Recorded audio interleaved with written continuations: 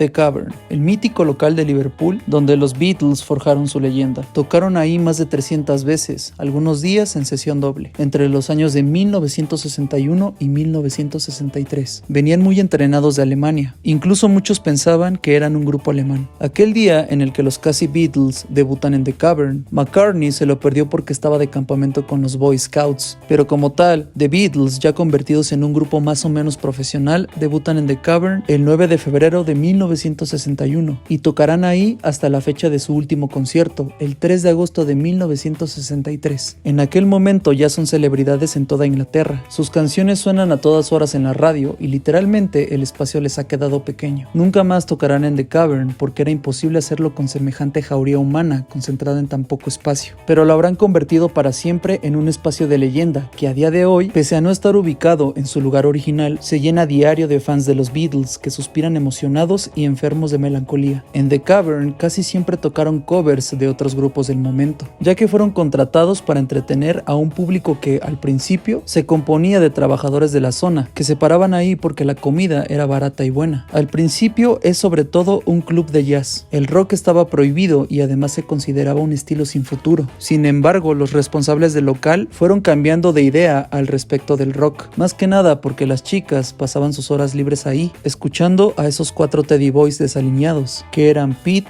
Paul, George y John, porque mucho antes de que estallase oficialmente la Beatlemanía, en Liverpool ya tenían un fenómeno de fans. Una curiosidad que tiene este lugar, The Cavern, es que además de los Beatles, también salió de ahí una de las grandes cantantes británicas, Cilla Black.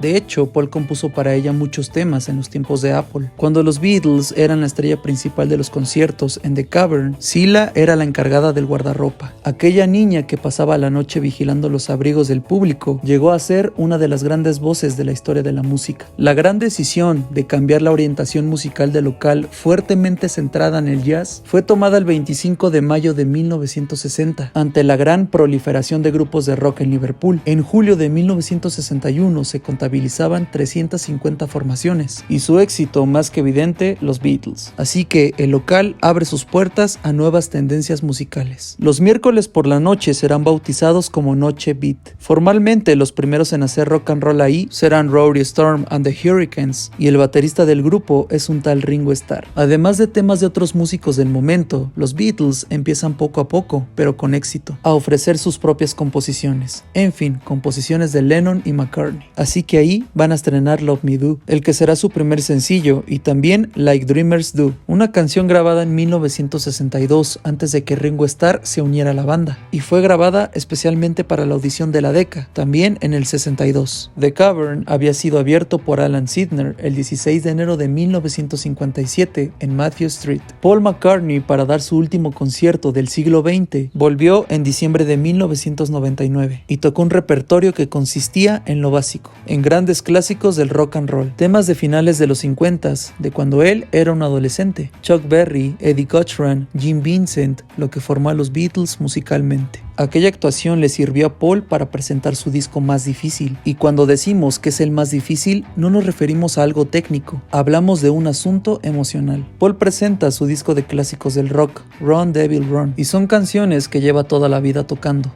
¿Qué tiene eso de difícil? A priori, nada. Pero en realidad es la vuelta a los escenarios de McCartney después de la muerte de Linda, su primera esposa. Y como sigue diciendo en cada concierto cuando presenta Maybe I'm Amazed, que la compuso precisamente para Linda, su gran amor. Paul ha reconocido en múltiples ocasiones que grabó ese disco muerto de miedo. Era su intento por seguir con su vida, después del golpe tremendo del fallecimiento de su esposa. Y para hacerlo recurrió a las canciones de siempre y se las llevó a The Cavern. En aquel mítico concierto, Paul se rodea de amigos, como David Gilmour de Pink Floyd. La apoteosis llega cuando interpretan I Saw Her Standing There, uno de los grandes clásicos de los Beatles que Paul compuso cuando tenía 15 años y que en The Cavern los Beatles habían interpretado cientos de veces. McCartney volvió una vez más a The Cavern en julio del 2018. Ojalá toque ahí muchas veces más y que nosotros lo podamos ver. En esa ocasión del 2018 arrancó el concierto con 20 Flight Rock de Eddie Cochran, una canción con la que muchísimos años antes había impresionado a un tal John Lennon el día en que se conocieron en la iglesia de St. Peter en Walton,